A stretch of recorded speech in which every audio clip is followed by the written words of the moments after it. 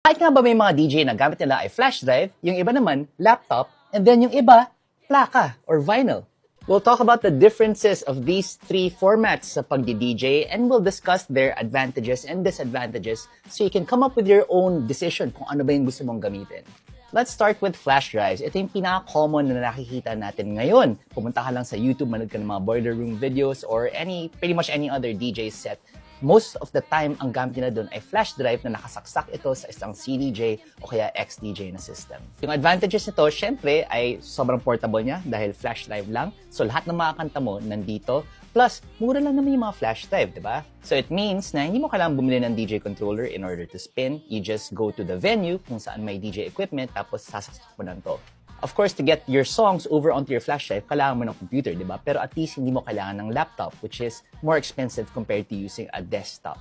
Ngayon, yung disadvantage naman ng flash drive is medyo tali ka dun sa equipment na nandun sa venue, di ba? So, sabihin natin yung gamit nila dun is like an older model of an XDJ na maliit yung screen. You're stuck with using that screen while you're DJing. Now, if you go to a venue na magaganda yung CDJs or meron silang pinakabagong XDJ, ayun, malalaking screen, di ba? Which is, a lot nicer, higher resolution, easier for you to browse your crates. Now, another disadvantage of using flash drives is kung hindi ka masyadong organized, like me, na yung mga kanta natin, parang medyo kalat siya, they're in playlists, pero they're all over the place, it's gonna be a little bit harder for you to look for those songs dahil gagamitin mo yung QWERTY keyboard na on-screen lang doon sa mga XDJ.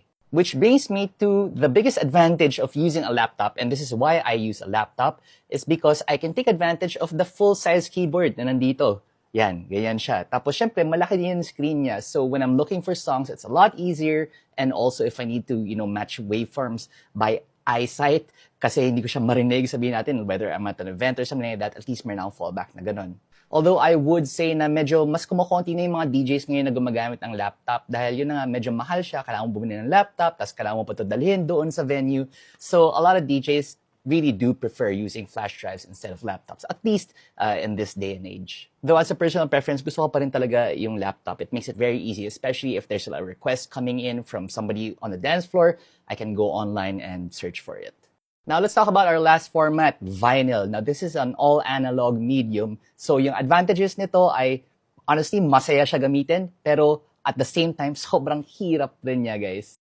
Especially if you're coming from digital na medyo nasanay ka to look at waveforms. When you go to analog, wala. Walang screen, walang anything. You have to use your ears. For me, the biggest advantage of using vinyl is it's just really fun and challenging.